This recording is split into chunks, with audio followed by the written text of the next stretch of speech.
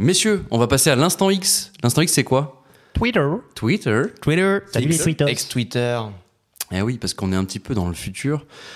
Évidemment, l'instant X, c'est le nouveau nom de Twitter. C'est quoi cette séquence ? Cette séquence, en fait, c'est simplement vous, autour de la table, qui avez sélectionné les tweets qui vous ont le plus marqué cette semaine, les tweets que vous vouliez un petit peu nous montrer, nous rapporter pour justement en débattre ou en parler. Et simplement, on va commencer par toi, Lux. C'est quoi ton tweet de la semaine ? Alors, mon tweet de la semaine, c'est même 2 tweets. C'est même 3 tweets en réalité, parce que c'est une réponse à une conversation. Mais ça va être très simple, mec. Je triche complètement. Je sais pas si vous avez vu les règles, c'est pour qui les règles ? C'est pour moi. Ok, allez, c'est le pour compte officiel de la Coupe du Monde de rugby a publié une photo des supporters japonais qui nettoient le stade. Waouh. Ça, attendez. Ça risque pas d'arriver à Marseille, ça. Hein. Et avec marqué respect. Bien sûr, c'est un classique. C'est un truc qui revient à chacune mais des nettoie compétitions. quoi, la pelouse ou les travées ? Non, juste les travées, les gradins. Ouais. Les gradins, ouais. Exactement. Il nettoie tout, c'est vachement bien. Et il y a un type qui commente, et il est très très drôle. Il dit « Très bel exemple montré par les supporters de ce pays entre tradition et modernité. Cela a été peu évoqué dans les médias, mais ils avaient déjà nettoyé leur tribune lors de la Coupe du Monde de foot. » Ça a été peu évoqué dans les médias ? C'est complètement ironique et j'adore ça, c'est fantastique. Mon Dieu. Et il y a un type qui répond « J'ai entendu dire qu'il ne traverse jamais quand le bonhomme est rouge. Même s'il n'y a pas de voiture à l'horizon. Peuple respectueux des règles et de la bienséance. » Et là, il drift complètement. Je pense qu'après 2 bombes atomiques, on apprend à se tenir à carreau. C'est pas un dérapage, ça, frérot. C'est plus qu'un dérapage. Ah ouais. Oppenheimer est à l'affiche. Oppenheimer, très bon film. Banger de l'été. Je comptais le voir à Paris, mais à cause des punaises de lit, du coup, je vais attendre de revenir sur Marseille. Tellement de débats, tellement d'infos. En parlant de Marseille, je tenais à dire quand même que nous aussi. Alors nous on brûle les tribunes, mais ça nettoie tout le papier qu'il y a dans les tribunes. C'est vrai ça, c'est une autre forme de nettoyage. Ouais. On est éco-responsable. Exactement. Les Japonais et Coupe du Monde, quelle histoire. Ah ouais, il y a eu trop de choses là-dessus vraiment. Ah oui, clairement. Mais des posts avec marqué juste respect. Ah ouais, en fait, est-ce que juste on doit pas s'habituer à chaque événement sportif que les Japonais simplement c'est des mecs bien et qui dans tous les cas. Et parce que c'est pas que le cas en tribune, il me semble que l'équipe à chaque fois nettoie les vestiaires, laisse un petit mot. Enfin. On est sur quand même grosse vraiment, espérance de vie au Japon. Est-ce que finalement c'est leur karma qui se charge grâce à toutes leurs bonnes actions ? Zach, ton tweet ? Alors mon tweet, très sage. Sage ? C'est très franchouillard, très chauvin. Mais Sam Laidlaw, qui n'a pas du tout un nom trop français, franco-français, qui est devenu le premier français de l'histoire. Donc c'est un tweet du Média Positif. Ok. Encore une fois, on aime le en parle positif. souvent. Ouais. Mais Sam Laidlaw est devenu le premier français de l'histoire à remporter le championnat du monde Ironman ce dimanche 10 septembre à Nice. Il a terminé le triathlon en 8h06 après 3,8 km de nage, 180 km de vélo et 42 km de course à pied. Wow. Je trouve ça cool. C'est un Français et en plus de ça, ce qui est drôle, c'est quand on voit ses photos, tu le vois dans la rue, tu te dis pas du tout c'est un mec qui fait des kilomètres de natation, de course et tout. Il est tout sec, tout fin. Ah ouais. Là tout à l'heure dans le train, j'ai croisé un mec avec le t-shirt Ironman. Je sentais que le mec voulait qu'on sache qu'il avait fait le Ironman. C'était un G.I. Joe, il faisait 2m30. Les bras c'était mes cuisses et lui tu le vois c'est un petit criquet et ben il a gagné l'Ironman. C'est un Français, il s'appelle Sam Laidlaw et je trouve ça cool. Voilà. J'ai cherché les commentaires, il y a pas de truc négatif. Bah attends, sur quoi Mais parce que c'est le public de médias positifs sur Twitter, c'est peut-être un des seuls médias qui postent du positif. C'est vrai. Et ça fait du bien sur Twitter. Et tu veux que d'ailleurs j'ai vu ça aujourd'hui. Qu'as-tu vu ? Et j'ai un petit truc à rajouter sur cette thématique. Rajoute ça. L'athlète du jour, c'est lui, certainement, mais c'est aussi quelqu'un d'autre. C'est Laurent Jalabert. Vous connaissez Laurent Jalabert ? Ouais. Et ben justement, tu parles d'Ironman, et en fait, il a été sacré champion du monde aussi, mais dans sa catégorie d'âge. En fait, il a 54 ans. Monstre. Mais voilà, le cycliste qu'on connaît, qui est aussi commentateur du Tour de France. Et ben écoutez, il a été numéro 1 sur ce championnat du monde. L'Ironman senior ? Exactement. Qu'est-ce qu'on pense des gens qui font des Ironman ? Admiratif. Une certaine dose de masochisme. Ouais, complètement. Faut aimer souffrir, très concrètement, je pense. Une structure de personnalité assez obsessionnelle. C'est le psy qui parle là ? Le psy parle. Ouais. Je croise un peu avec ma future chronique sans vous spoiler. Mais... Oh là là. Perturbation au niveau du circuit de la récompense quand même. Circuit de la récompense. Ok. Ouais, on en parlera plus tard. Très bien. On va parler de ton tweet, Andoni. Qu'est-ce que tu nous proposes aujourd'hui ?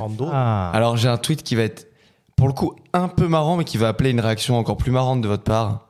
En fait je suis tombé sur un tweet qui met juste en photo l'affiche du prochain film de François Cluzet Ah oui, oui, oui, Un oui. métier sérieux. Oui, oui, Qui oui. sort au Vous me cherchez. cinéma le 13 septembre, un film de Thomas Lilti. Vous me Et en cherchez. fait, dans ce métier sérieux, François Cluzet joue le rôle d'un prof. Ok. Et en fait, le gars poste la photo de Sortez vos l'affiche. cahiers, merde. Et en fait, voilà, il commente, mais enfin, je suis quand même le prof principal de ton fils. Référence au fameux, mais enfin, je suis quand même le parent de ton fils, des petits mouchoirs. Punaise, C'est il incroyable. est évident que Zach, tu vas devoir nous le faire. J'appelle Alors, Zach quelle est la pour phrase faire une exacte? imitation Vas-y. François Allez.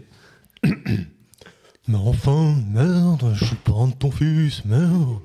Et ben voilà, c'était. Conneries des autres, ça encore. Je suis profondément altruiste, je voulais juste le faire. Oh mon C'est dieu! le proprio. Oh punaise! Il y a plus de rage, non? Ouais, mais je suis encore timoré. Ah, t'es encore timoré. Ok. Moi, je vais vous poser un tweet. Mon tweet, il fait référence un petit peu à la Coupe du Monde de rugby. Oh. Voilà. Encore une fois. Alors, c'est en 2 temps. Pas en 3 comme toi, Lux, mais c'est en 2 temps. Ok. Ce tweet, il fait référence à une interview de Madame Sandrine Rousseau. Sandrine Rousseau, c'est, pour situer, c'est une députée Europe Écologie Les Verts qui était invitée sur France Info. Ok? Oui. Voilà. Tout va bien. Jusque-là, Jusqu'à tout va bien. c'est vrai. Jusque-là, tout va bien. Elle va répondre à une question du journaliste. En gros, la question c'est, je schématise, hein, est-ce que ça vous embête que le haka, et il précise évidemment symbole peut-être un peu viriliste et guerrier, est-ce que ça vous embête que le haka soit glorifié autant? Eh bien écoutez, je vous propose d'écouter la réponse de Sandrine Rousseau. Si la question que vous posez, c'est, est-ce qu'un monde où on glorifie et on met en exergue des codes virilistes à ce point-là et qu'on passe sous silence tout ce qui est compétition féminine? Oui. Voilà. Donc là, on a Sandrine Rousseau qui fait un lien entre la glorification du haka, qui je le rappelle est une tradition culturelle, et le manque de visibilité du sport féminin. Voilà. Donc déjà, on est relativement éloigné du sujet. Madame Rousseau, je vous propose d'écouter quelque chose.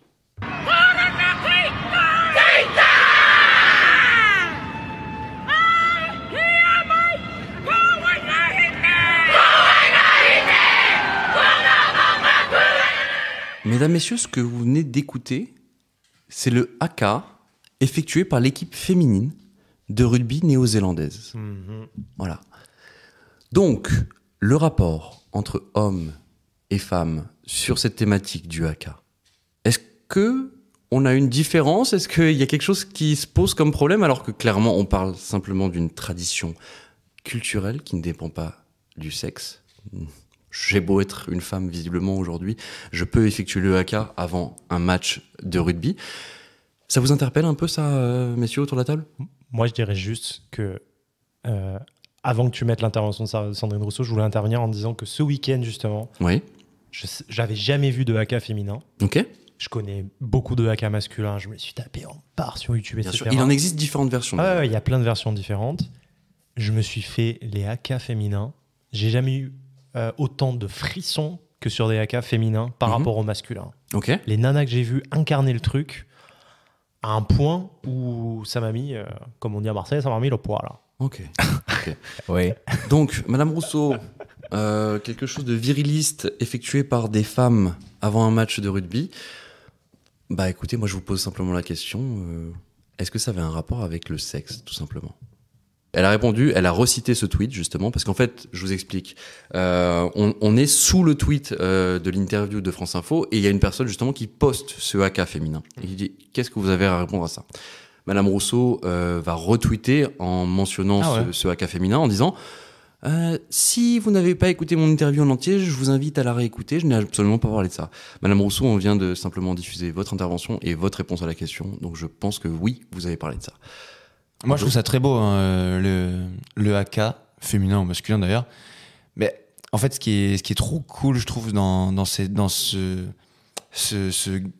comment dire, cette chorégraphie guerrière, ok, on en pense ce qu'on veut, mais en fait, c'est quand même un des derniers reliquats de la culture maori, qui a quand même été le peuple qui a pendant des milliers d'années peuplé la Nouvelle-Zélande et qui a été du coup colonisé, voilà, comme plein d'autres territoires par les Anglais, par exemple. Et c'est cool qu'un pays du coup qui a quand même dominante blanche, anglo-saxonne et tout, garde ce rituel-là. Bien sûr.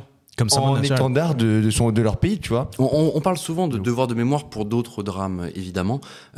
Là, clairement, c'est une culture qui pourrait disparaître. Et quand on voit ce genre de choses, le haka à une heure de grande écoute, dans des matchs qui sont en mondiovision, parce que clairement, là, on parle de la Coupe du Monde de rugby, c'est des choses qui permettent justement de faire vivre encore la culture. C'est toujours hyper fort. Hein, Bien sûr.